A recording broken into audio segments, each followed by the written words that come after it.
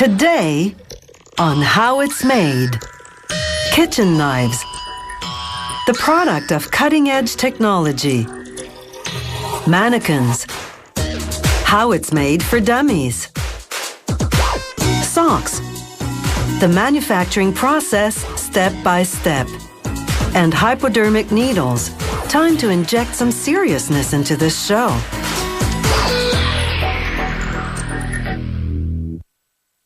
Any good cook knows that you're only as good as your tools, so using the right kitchen knife for the job is essential. From chef's knives and cleavers to boning knives, filleting knives, and paring knives, a serious cook buys only quality cutting utensils and stores them in a block to keep their blades sharp.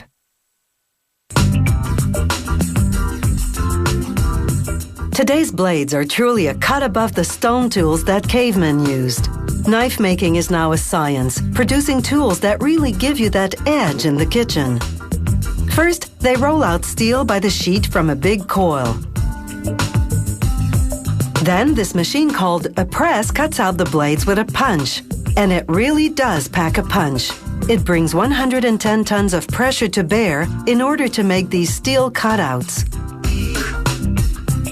Next, things get really hot. They roll baskets full of the blade cutouts into a high-temperature furnace.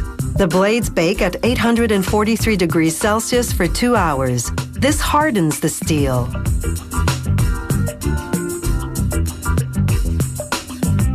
Out of the fire and into the freezer.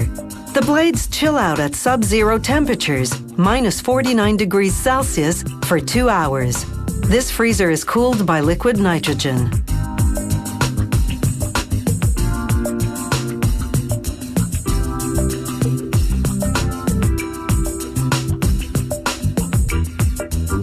Now we have what they call cold hard steel.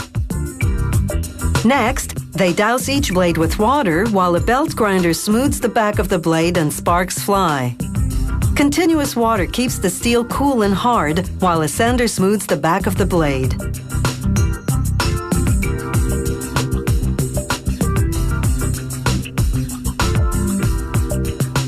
Now a robot moves in. This robotic arm has vacuum grippers like an octopus. It picks up a blade by suctioning. Then it transports it to a grinding machine. The machine grinds the blade to give it that cutting edge. Water flows continuously through the grinder, again to keep the steel cool.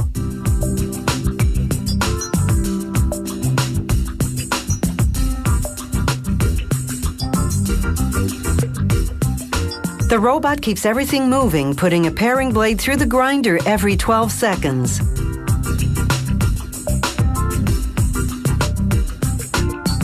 The automated process for this bigger blade is a bit different. This robotic arm holds the blade in a grip rather than through fast-acting suctioning. That's because it takes more time to grind this big blade called a cook's knife. So this arm holds onto this blade a few seconds longer. But if this makes you nervous, relax. The robot doesn't have a habit of dropping them. Some blades require a personal touch, like this Chinese chef's knife used for chopping veggies. The worker runs the blade over the grinding stone very carefully. This gives it a very thin edge.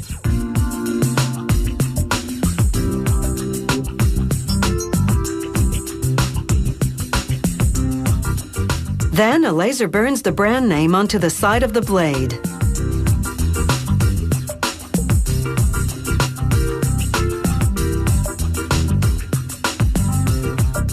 Next, a piece of wood goes into a clamp, and a router shaves it into the shape of a handle. The end of the blade now fits neatly into the handle. A worker clamps the knife onto a riveting machine. Those things that look like bullets on an ammunition belt are actually the rivets. The machine forces the rivets into the handle from both sides. The rivets lock together inside the handle so they can never be taken apart. Rivets are forever. Now they grind down any protruding steel from the handle. This makes the wood flush with the steel from the blade. The piece of metal that extends into the handle is called the tang. It gives the knife weight and balance. Finally, they hone the knife between two stone grinding wheels. With this kind of an edge, these knives will slice paper. But these knives will do their best work on the cutting board, where they'll make the cook's life easier and meals tastier, no matter how you slice it.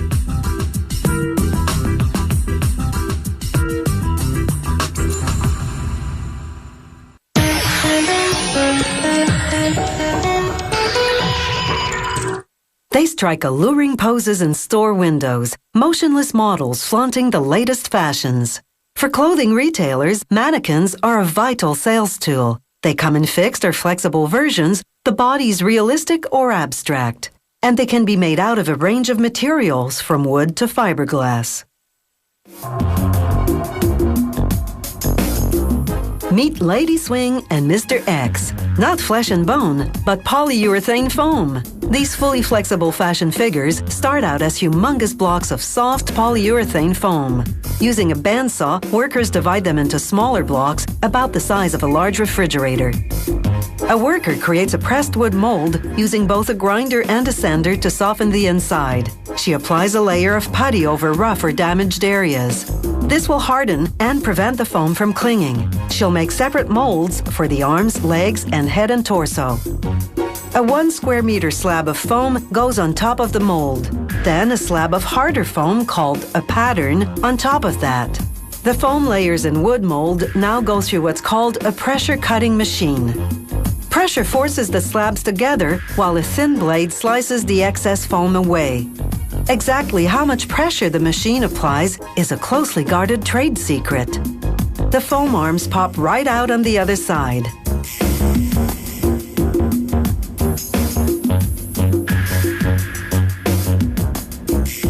For the head and torso, they use a foam slab measuring 139 by 43 by 14 centimeters. And a foam pattern that includes shapes for breasts and a belly button, and grommets to shape the nipples. This foam pattern is impressionistic. These mannequins are not meant to be anatomically correct. Here's the pressure cutting machine close up. 9 rollers compress the mold, soft foam, and pattern slabs together, forcing them through a paper-thin opening and slicing away up to 15 centimeters of foam. True to form, Lady Swing pops up on the other side. Her flexibility is her raison d'être. She and Mr. X are often displayed on sports equipment like snowmobiles and bikes. Their manufacturer first named them in the 1970s, and the monikers just stuck. Workers inspect the mannequin and trim the excess material. They extract her easily because they sprayed the empty mold cavity with lubricant. Next, a worker assembles a half-centimeter thick steel skeleton to give the mannequin some structure. Workers will insert the skeleton between the half sections of the foam body. A welder fuses together 16 joints in the ankles, knees, thighs, hips, elbows, and shoulders. Another worker sprays slow-drying water-based glue on the skeleton and on the foam body sections that'll cover it. This will make them adhere together snugly. The hand skeletons are thin and pliable, like coat hangers, so they'll bend. A worker places the skeleton between the torso halves, positioning the foam so the edges meet evenly. These dummies don't come cheap. They sell for between $600 and $800 each, depending on the market value of the foam's main ingredient, oil.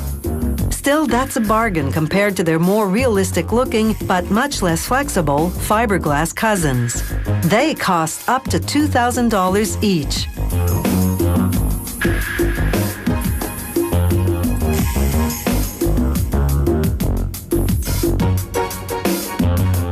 After letting the parts dry and set overnight, a worker tests the limbs for flexibility.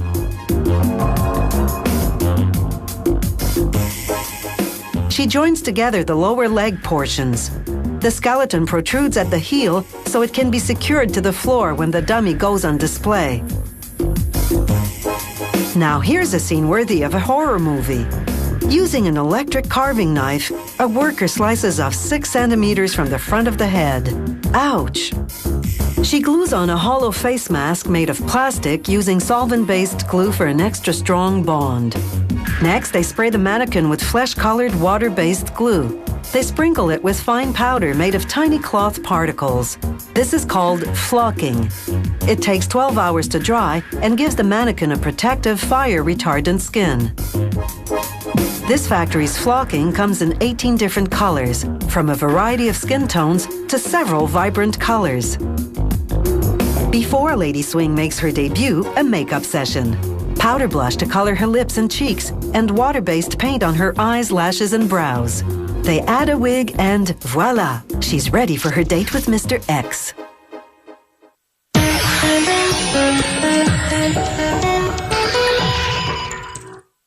Socks are something we put on without thinking. But consider this. The very first socks were strips of cloth or hide wrapped around the feet. Imagine walking around in those. Thankfully, that's ancient history. And today's socks are much better for the soul.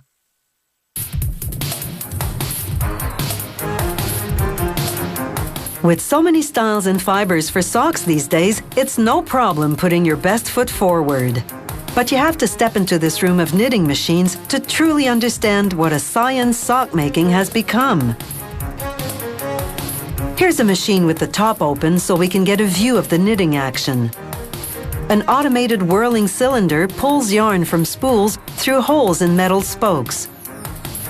Little hooks on the needles grab the yarn. The hooks have latches. The latches open as the hooks snare the yarn and close as they knit so you don't lose a stitch. As you can see, this machine knits socks a lot faster than Grandma, sometimes making over 360 pairs a day. As the layers are added, a sock emerges from a tube at the bottom.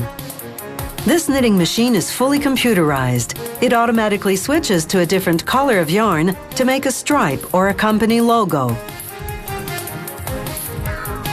Now the machine changes gears to make a heel. It does a half rotation instead of a whole one to knit the heel shape. The needles go up and down as the latches open, and the needles pick up the yarn, pulling it in. Knit 1, purl 2.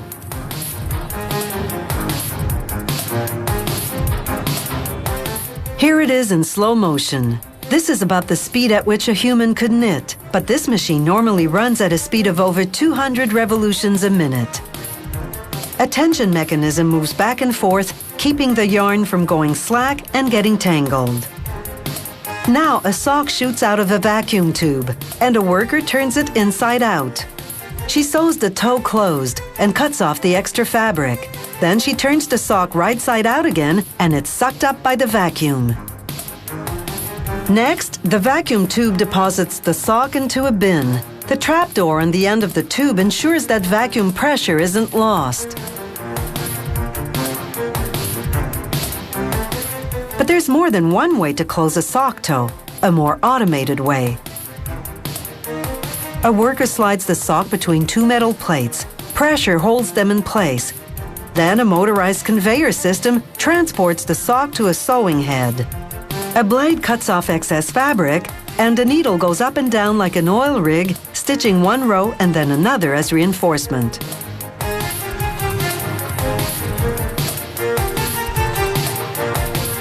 This automated system produces a finer seam than a sewing machine that's run manually. Now that the toe is closed, a robotic arm moves in and feeds the sock to a set of rollers.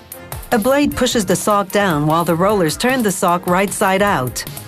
A vacuum chute fires the sock into a bin.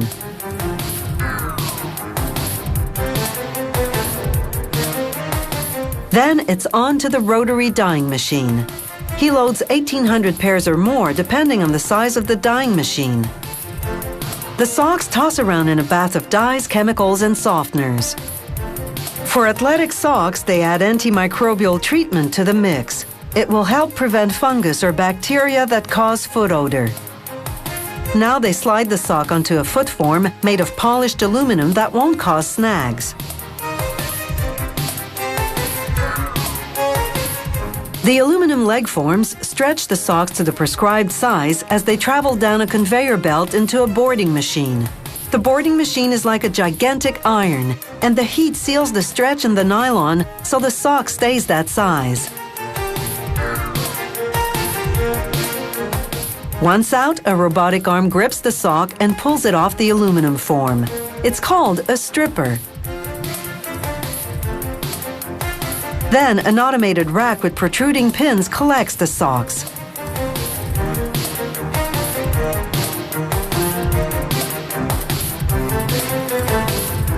The worker removes them a bunch at a time, and the socks are ready for packaging.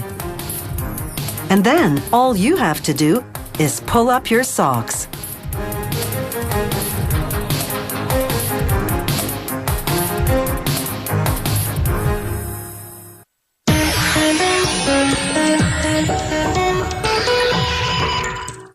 A hypodermic needle is the proper term for a syringe and needle. It's used to draw blood or inject medication.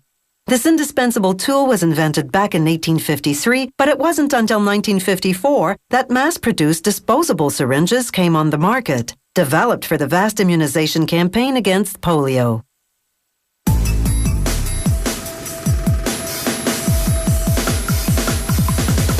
A syringe may make you cringe, but the treatment it delivers could be a lifesaver. To make a hypodermic needle, they start with a flat strip of stainless steel. A milling machine rolls it into a tube shape. A laser welds the seams together. But what makes the steel stiff enough to use is something called cold work, in which they press the tubing through a die several times. This also slims the tube dramatically, so now you have a thinner, tougher tube.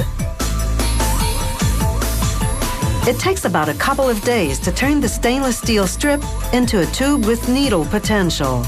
But it will have to be sharp to perform, and the next steps will focus on getting the steel tube to a point where it's more than just a blunt object.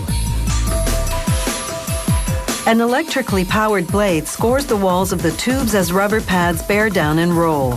This rolling causes the tubes to finally break at the score line. The tubes are being cut down to size, about 5 centimeters long.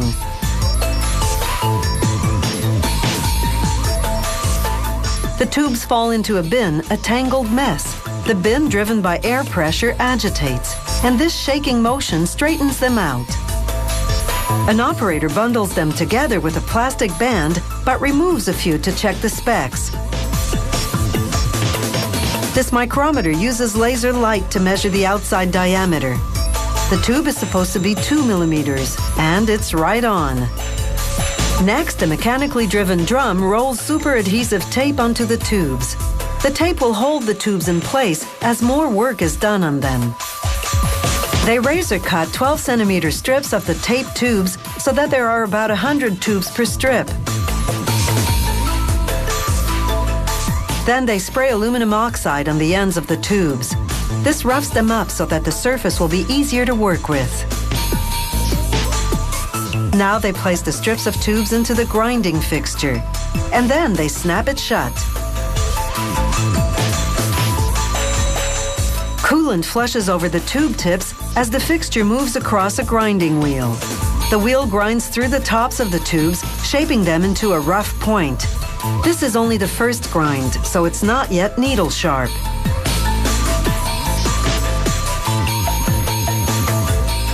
Now the fixture rolls and rotates the tubes. Then it's back to the grind. The angle of the wheel is changed so that it sands the sides of the tubes. These two secondary grinds sharpen the tubes into a finer point. This is how they looked before grinding, and this is after, with their sharp needle tips. Now it's time for the big inspection. She pushes the ends of the needles with the back of her tweezers to make sure they're even, and then pulls out a needle for sampling. She measures the length of the grind. It should be a few millimeters long. Next, she sizes up the needle's outside diameter with a micrometer. Holding the needle between posts, it measures the space between them. Then she checks the inside diameter by inserting a plug gauge into the tube. Now she inspects a whole bundle of needles for irregularities or burrs. Using tweezers, she removes one for a close-up look under the microscope. Once they pass inspection, it's on to the big wheel or the automated assembly machine. Brass and nickel-plated fittings called hubs drop onto pins on the wheel. Then needles fall into the hubs. Metal fingers align them so they fit together precisely. The hub is the piece that will connect the needle to the syringe. Automated crimpers press the needle into the hub. Sheer friction bonds them. Now, two metal pads on the same wheel position the needle. A plastic sleeve drops down, encasing the pointed tip. Finally, a robotic arm lifts the needle off the wheel and drops it into a bin. The needles are now ready for you, but are you ready for them?